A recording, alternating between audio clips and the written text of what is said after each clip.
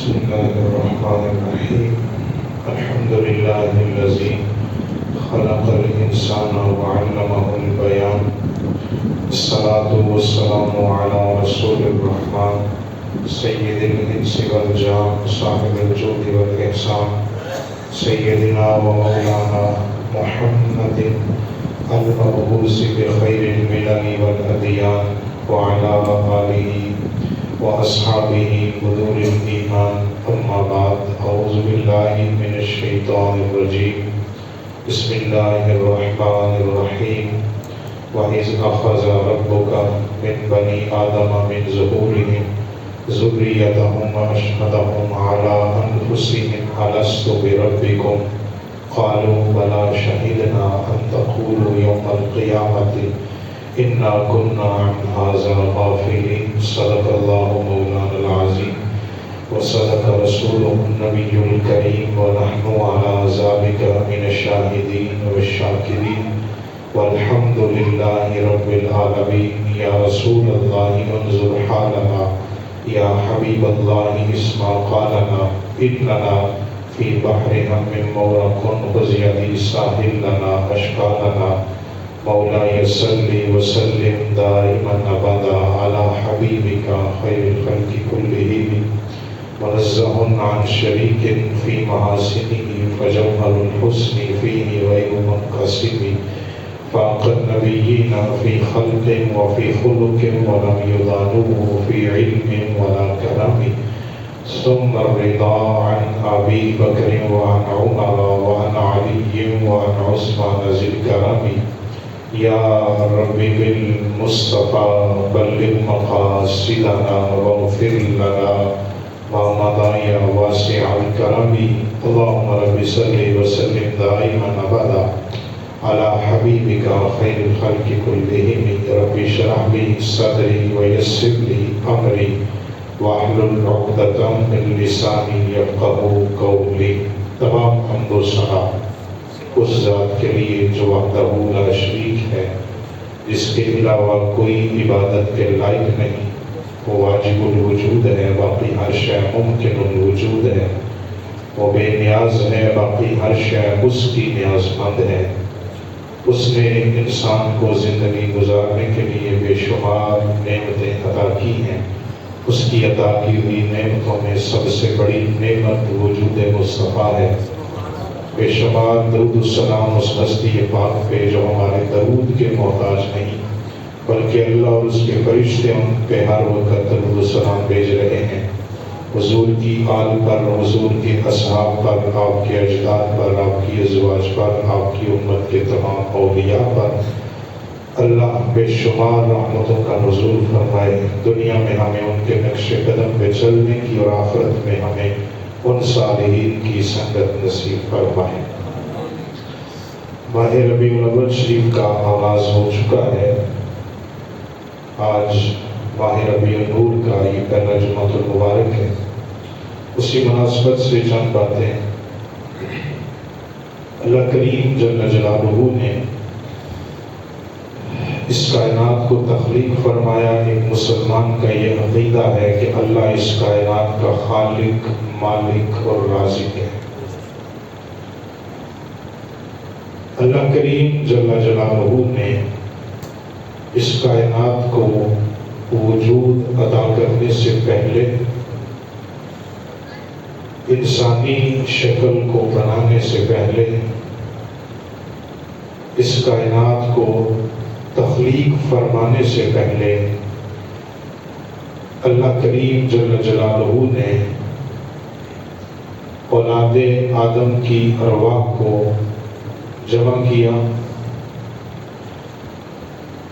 اور اولاد آدم کی روحوں کو اللہ کریم جل جلالہ نے جمع کر کے ان سے ایک کلام فرمایا، جسے قرآن کریم برہان رشید کے اندر اللہ کریم جل جلالہ نے ذکر فرمایا اور اس کا عربی لغت میں نام رکھا جلسہ توحید.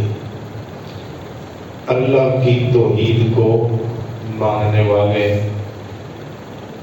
ساری کائنات کی روحیں اس عالم ارواح کے اجلاس میں جمع ہوئی۔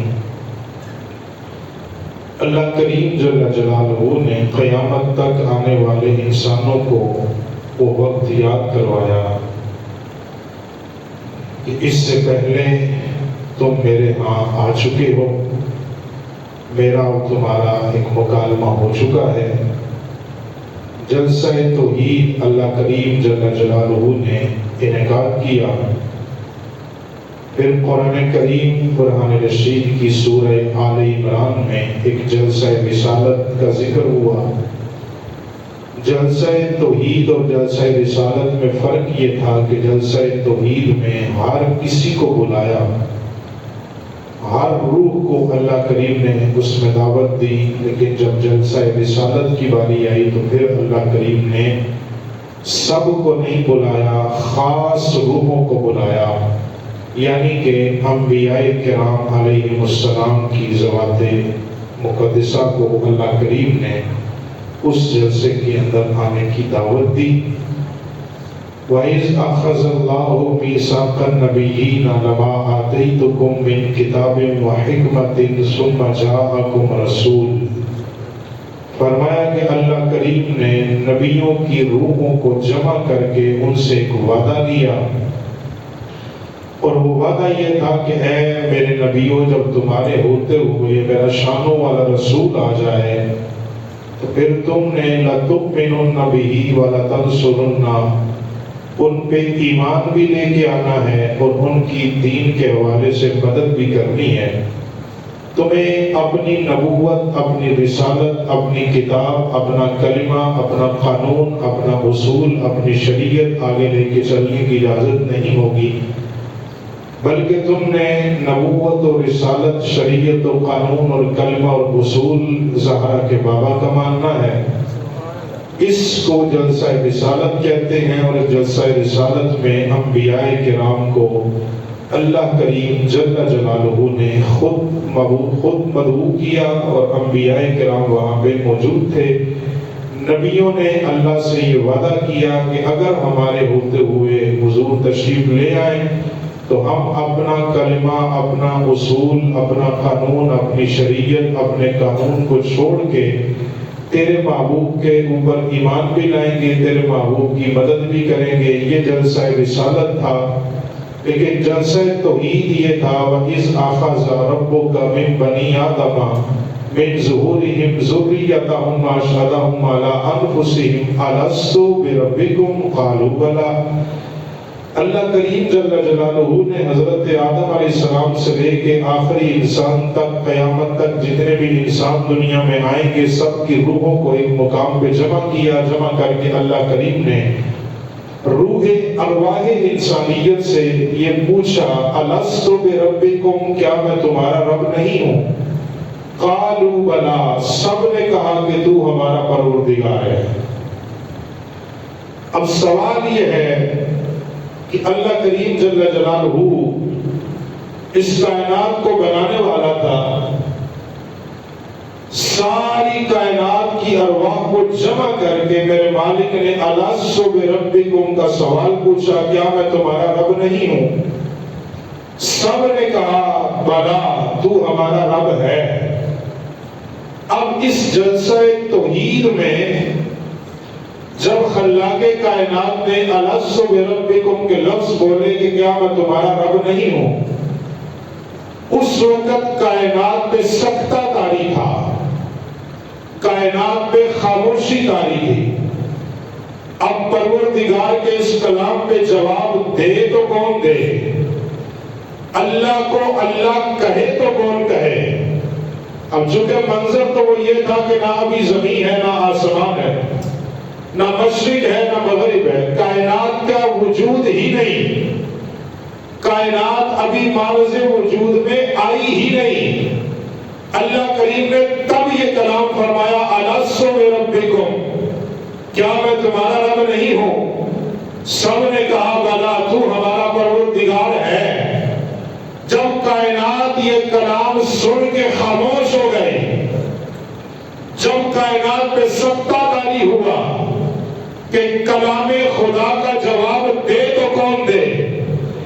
اللہ کو اللہ مانے تو سب سے پہلے کون مانے؟ اس کی توحید کا اعلان کرے تو کون کرے؟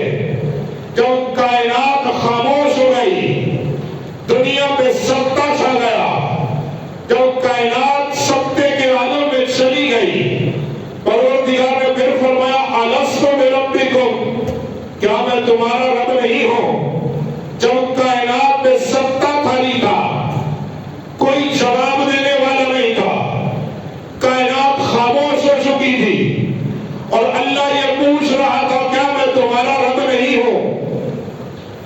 اس خاموشی کے عالم میں، اس سکتے کے عالم میں اچانک ایک خوبصورت سی آواز، مزین سی آواز، اچھا سا کلام کرنے والی آواز، کمال کا لحن رکھنے والی آواز، اپنے محبوبانہ انداز میں عرض کرنے لگے اللہ میں تجھے اللہ مانتا ہوں، میں تجھے اپنا پروردگار مانتا ہوں۔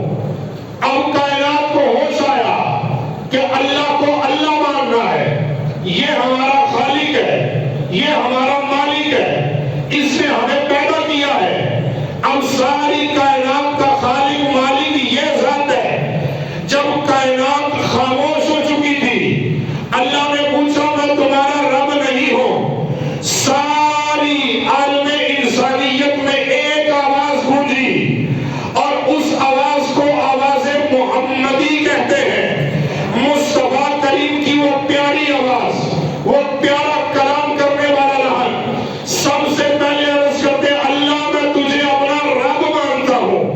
سب سے پہلے مصطفیٰ کریم نے اللہ کو اللہ مانا، پھر قیامت تک جو بھی خدا کو خدا مان کے سجدہ کرے گا، وہ چاہے کوئی نبی ہو کوئی ولی ہو، اسے یہ تسلیم کرنا پڑے گا خدا کو سب سے پہلے پروردگار مصطفیٰ نے مانا ہے، پھر مصطفیٰ کا صدقہ ہی جس نے اللہ کی توحید کا اقرار کیا ہے یا اللہ کو سجدہ کیا ہے، وہ مصطفیٰ کا صدقہ ہی اللہ نے اسے سجدہ کرنے کی توفیق عطا فرما رکھی ہے۔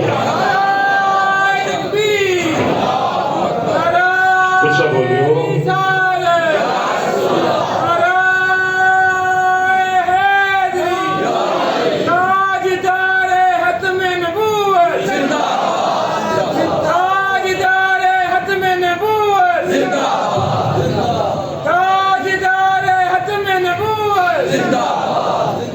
کائنات میں سکتہ تاری، دنیا خاموش، اب بولے تو کون بولے، کلام کرے تو کون کرے، جواب دے تو کون دے۔ بار بار یہ سوال ہو رہا تھا الست بربکم، الست بربکم، الست بربکم۔ ارواح انسانیت میں جس روح پاک نے سب سے پہلے اللہ کی توحید کا اقرار کیا، اس روح کو روح محمدی کہتے ہیں۔ اب جناب آدم سے لے کے حضرت عیسیٰ تک، حضرت عیسیٰ علیہ سے لے کے قیامت تک جو بھی اللہ کو سجدہ کرے گا، وہ فیض مدینے والے نبی کا ہوگا، صدقہ پیارے مصطفیٰ کا ہوگا۔ اگر کسی نبی نے بھی خدا کو مانا ہے تو وہ بھی مصطفیٰ کا صدقہ ہے، اگر مرشد علی نے خدا کو مانا ہے وہ بھی مصطفیٰ کا صدقہ ہے۔ قیامت تک اگر کسی ولی نے بھی خدا کو مانا ہے تو وہ بھی زہرا کے بابا کا صدقہ ہی اللہ نے اسے عطا فرمایا ہے۔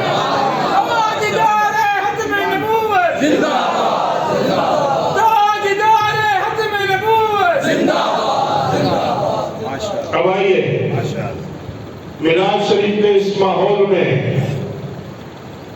وَإِذْ أَخَذَ رَبُّكَ مِنْ بَنِي آدَمَ، عالم انسانیت کی روحوں کو جمع کر کے جب اللہ کریم نے اپنی توحید کے بارے میں پوچھا، توحید باری تعالیٰ کا اقرار اور توحید خدا کا اعلان سب سے پہلے میرے مصطفیٰ کریم نے فرمایا اب آؤ حریم کبریا کی بارگاہ کے اندر اللہ کریم کی بارگاہ میں یہ عرضی پیش کرتے ہیں اللہ تو اس کائنات کا خالق ہے، کبھی ہم پہ یہ تو واضح فرما تو نے اس کائنات کو بنایا، کیسے بنایا؟ اس کائنات کو وجود عطا کیا تو کیسے کیا؟ اللہ فرماتا ہے کن تو کنزم مخفیہ، لوگوں ایک وقت تھا کہ تمہارا پروردگار ایک چھپا ہوا خزانہ تھا، کن تو کنزم مخفیہ، میں ایک چھپا ہوا خزانہ تھا، کن تو کنزم مخفیہ، میں ایک چھپا ہوا خزانہ تھا، فَأَحْبَبْتُ أَنْ أُعْرَفَ، اللہ فرماتا پھر مجھے محبت ہو گئی، پھر مجھے چاہت ہو گئی۔ کس بات کی محبت کی نہیں جاتی، محبت ہو جاتی ہے، اور یہ محبت کا ہو جانا یہ تیرے رب کی سنت ہے۔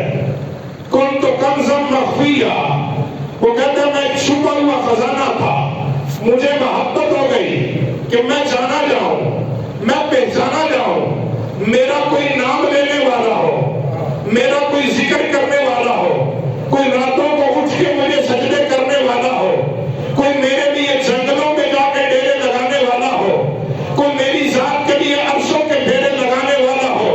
فَأَحْبَبْتُ أَنْ أُعْرَفَ، اللہ کہتا مجھے محبت ہو گئی میں جانا جاؤں، میں پہچانا جاؤں، میرا کوئی نام لینے والا ہو، کوئی میرا ذکر کرنے والا ہو، کوئی مجھے اللہ اللہ کہہ کے پکارنے والا ہو، کوئی مجھ سے اپنے گناہوں کی معافی مانگنے والا ہو۔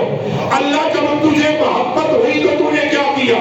اللہ فرماتا پھر میں نے مخلوق بنانے کا ارادہ کیا، میں نے کائنات بنانے کا ارادہ کیا۔ اللہ جب کائنات بنانے کا ارادہ کیا پھر بتا سب سے پہلے تو نے آغاز کہاں سے کیا؟ کیا پہلے زمین کو بنایا یا آسمان کو بنایا؟ مشرق کو بنایا یا مغرب کو بنایا؟ شمال بنایا یا جنوب کو بنایا؟ سمندروں کو بنایا یا پہاڑوں کو بنایا؟ نبیوں کو وجود عطا کیا یا ولیوں کو وجود عطا کیا؟ اللہ یہ بتا جب تو نے کائنات بنانے کا ارادہ کیا سب سے پہلے تو نے کس شے کو بنایا؟ اللہ فرماتا ہے جب میں نے کائنات بنانے کا ارادہ فرمایا پھر میں نے کیا کیا؟ ابرز الحقیقت المحمدیت من الانوار الصمدیت، اللہ فرماتا ہے جب میں نے کائنات بنانے کا ارادہ کیا مجھے خیال بے خیال کے ذہن میں خیال آیا، بے دل کے دل میں یہ سوچ آئی کہ مجھے کائنات کو بنانا چاہیے، کوئی مجھے سجدے کرنے والا بھی ہو، کوئی مجھے اللہ اللہ کہہ کے پکارنے والا بھی ہو۔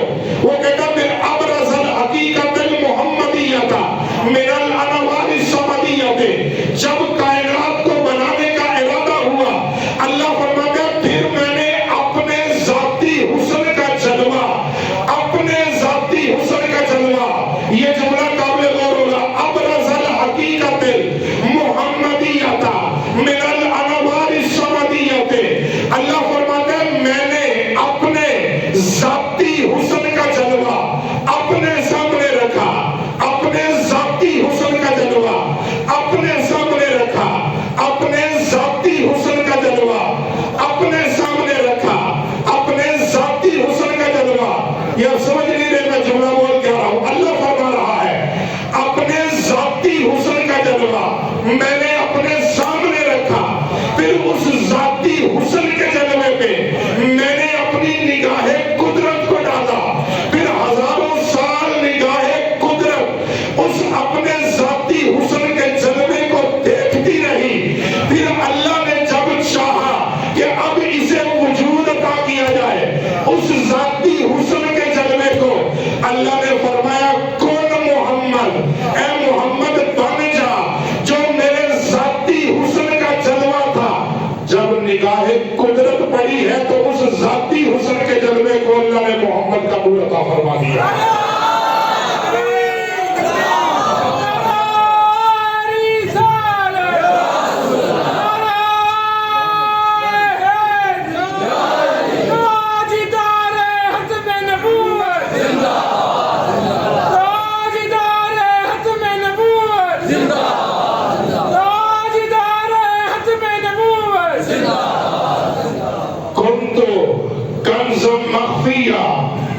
وہ کہتا ہے میں تو ایک چھپا ہوا خزانہ تھا، اور پھر یہ کن محمد کا نعرہ لگا کیسے؟ علامہ اسماعیل حقی کو پڑھیے، تفسیر بیضاوی کا مطالعہ کیجئے۔ اب یہ جملہ قابل غور ہے، شاید یہ جملہ پہلی دفعہ ممبر پہ بولنے لگا ہوں۔ اللہ فرماتا ہے ابرز الحقیقت المحمدیت من الانوار الصمدیت، اپنے ذاتی حسن کے جلوے کو اپنے سامنے رکھا، پھر اس ذاتی حسن کے جلوے پہ نگاہ قدرت کو ڈالا اور پھر اسے کہا کون محمد، کون محمد۔ آپ نے سبحان اللہ نہیں کہا، میں آگے نہیں چلوں گا، کون محمد، ذاتی حسن کے جلوے کو ایسا چھوڑیں، کون محمد، کون محمد، محمد ہو جا۔ علامہ اسماعیل حقی، تفسیر بیضاوی، شیخ محقق، تمام محدثین کو دیکھیے کہ اللہ نے یہ لفظ کون محمد بولا تو کس شان کے ساتھ بولا۔ اللہ فرماتا ہے میں نے پوری کائنات کی برکتوں کو اکٹھا کیا، پھر مصطفیٰ کا سر اقدس بنایا۔ میں جو اپنے لفظوں کا ذمہ دار ہوں، اللہ فرماتا ہے میں نے پوری کائنات کی برکتوں کو جمع کیا، ان ساری برکات کو اکٹھا کر کے میں نے اپنے محبوب کا سر اقدس بنایا۔ پھر اللہ فرماتا ہے میں نے ساری کائنات کی حیا کو اکٹھا کیا، اس ساری حیا کو اکٹھا کر کے میں نے وجود مصطفیٰ کی دو آنکھوں کو بنایا۔ کون محمد، کون محمد، محمد بنیے، محمد ہو جائیے۔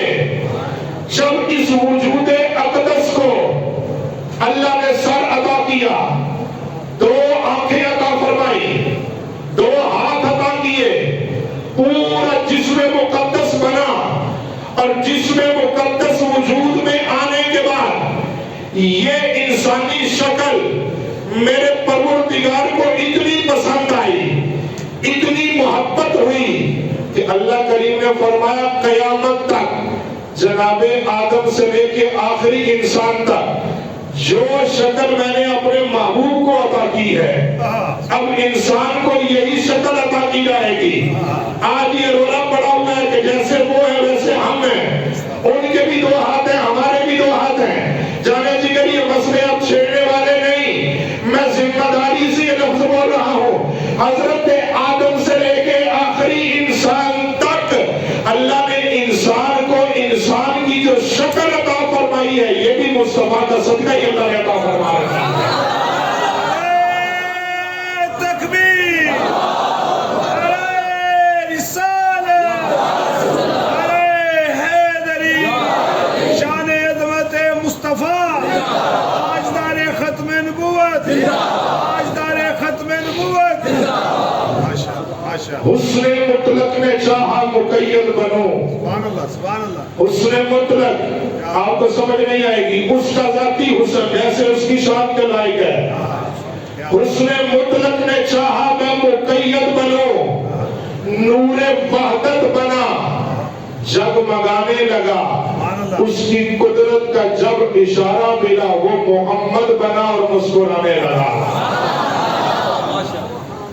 اس نے مطلق نے چاہا میں مقید بنوں، نور وحدت بنا، جگمگانے لگا، اس کی قدرت کا جب ہوا اشارہ پھر یہ محمد بنا اور مسکرانے لگا۔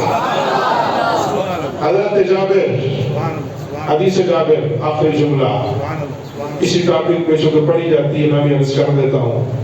عرض کرتے ہیں یا رسول اللہ صلی اللہ علیہ وآلہ وسلم متى وجبت لك النبوة، حضور اللہ نے آپ کو نبوت کب عطا کی؟ اور یہ مسئلہ بھی یاد رکھیں، نبی دنیا میں آ کے نبی نہیں بنتا، نبی عالم ارواح میں ہو پھر بھی نبی ہوتا ہے، نبی ماں کے شکم دہر میں ہو نبی پھر بھی نبی ہوتا ہے، نبی 3 دن کا ہو نبی پھر بھی نبی ہوتا ہے، نبی 4 دن کا ہو نبی پھر بھی نبی ہے، نبی 40 سال کا ہو نبی پھر بھی نبی ہے، دنیا میں آئے پھر بھی نبی ہے، دنیا سے پردہ فرمائے نبی پھر بھی نبی رہتا ہے۔ حضرت جابر متى وجبت لك النبوة، حضور اللہ نے آپ کو نبوت کب عطا کی؟ حضرت آدم سے پہلے یا حضرت آدم کے بعد؟ کنت نبیا وآدم بین الماء والطین. فرمایا اے صحابی کس چیز کی بات کرتے ہو؟ اللہ نے مجھے نبی کب بنایا؟ ابھی حضرت آدم علیہ السلام پانی اور مٹی کے درمیان تھے، میں اس وقت بھی اللہ کے ہاں اللہ کا نبی نہیں تھا. کنت نبی وآدم بین الماء والطین عطا وجبت لک النبوہ. اور یہ مسئلہ بھی یاد رکھیں، نبی دنیا میں عرض کر رہا تھا نبی دنیا میں آ کے نبی نہیں بنتا. جس کو ساری زندگی گزارنے کے بعد کوئی قادیان کا فرشتہ آ کے بتائے کہ تو اللہ کا نبی ہے، وہ کوئی اور ہوتا ہے، وہ قادیان کا دجال ہوتا ہے. اور جو اپنی ماں کے شکم اطہر میں رہ کے مولا علی سے یہ فرمائے، پیارے علی میں مکے کے ان پہاڑوں کو بھی جانتا ہوں، جب میں ابھی حضرت سیدہ آمنہ کے پیٹ میں تھا تو میری اماں جس کنویں سے پانی لینے جاتی تھی، جو پتھر میری اماں کو سلام کرتے تھے میں ان پتھروں کا جواب بھی دیتا تھا اور ان پتھروں کو پہچانتا بھی ہوں. متا وجبت لک النبوہ، اسی بات کے اوپر ہوں. متا وجبت لک النبوہ، حضور اللہ نے آپ کو نبوت کب عطا کی؟ عرض یہ کر رہا تھا نبی دنیا میں آ کے نبی نہیں بنتا، یہ میرے اللہ کی مرضی ہے. اگر اللہ چاہے تو حضرت عیسیٰ سے 3 دن کی عمر میں اعلان کروا سکتا ہے، اور اگر وہ چاہے تو 40 سال کی عمر میں مکے کے پہاڑوں پہ چڑھا کے مصطفیٰ سے اعلان نبوت کروا سکتا ہے. یہ میرے اللہ کی مرضی ہے. حضرت جابر عرض کرتے ہیں یا رسول اللہ جب نبی آپ سب سے پہلے ہیں، آئے سب سے بعد میں ہیں، تو پھر یہ بتائیں اللہ نے اس کائنات کو بنایا کیسے؟ اس کائنات کو تخلیق کیا. پہلے میں نے ایک حدیث پاک کی دلیل دی، حدیث قدسی کی، اب دوسری حدیث پاک. حضرت جابر نے جب یہ سوال کیا یا رسول اللہ نے ہر چیز سے پہلے کس چیز کو بنایا؟ تو حضور نے فرمایا ان اللہ خلق قبل الاشیاء نور نبی کا من نورہ. اے جابر اللہ نے ساری چیزوں سے پہلے تیرے نبی کے نور کو اپنے نور سے تخلیق فرمایا. حضرت جابر اس کو یا رسول اللہ اس وقت کائنات کا ماحول کیسا تھا؟ کائنات کا وجود کیسا تھا؟ اس وقت دنیا میں کیا تھا؟ اب یہ جملے سننے والے حضور نے فرمایا لا شجر ولا حجر لا شمس ولا قمر لا جن ولا انس لا موت ولا حیات لا لیل ولا نہار لا شمس ولا قمر لا شارق ولا غارب. فرمایا جابر اس وقت دنیا میں نہ سورج تھا، نہ چاند تھا، نہ ستارے تھے، نہ زمین تھی، نہ آسمان تھا، نہ دن تھا، نہ رات تھی، نہ موت تھی، نہ حیات تھی. بس بنانے والے خدا کی ذات تھی یا پھر بننے والے مصطفیٰ کی ذات تھی. یہ ہے وَإِذْ أَخَذَ رَبُّكَ مِنْ بَنِي آدَمَ مِنْ ظُهُورِهِمْ ذُرِّيَّتَهُمْ وَأَشْهَدَهُمْ عَلَىٰ أَنفُسِهِمْ. 9ویں پارے کی جس آیت کو میں نے تلاوت کیا تھا اسی کا ترجمہ سے میں نے عرض کیا ہے. قریب رب نے جب عالم ارواح میں ارواح انسانیت کو جمع کر کے اپنی ذات کا تعارف کروایا أَلَسْتُ بِرَبِّكُمْ، کیا میں تمہارا رب نہیں ہوں؟ قالوا بلا، سب نے کہا تو ہمارا رب ہے. تمام مفسرین اس بات میں متفق ہیں. اس عالم ارواح انسانیت کی ارواح کے اندر سب سے پہلے جس روح پاک نے خدا کی ذات کا اور اللہ کی توحید کا اقرار کیا وہ روح محمدی ہے. پھر حضور کی روح پاک کے بعد جس نے بھی اللہ کو اللہ مانا ہے وہ زہرا کے بابا کے صدقہ اللہ کو اللہ مانا ہے.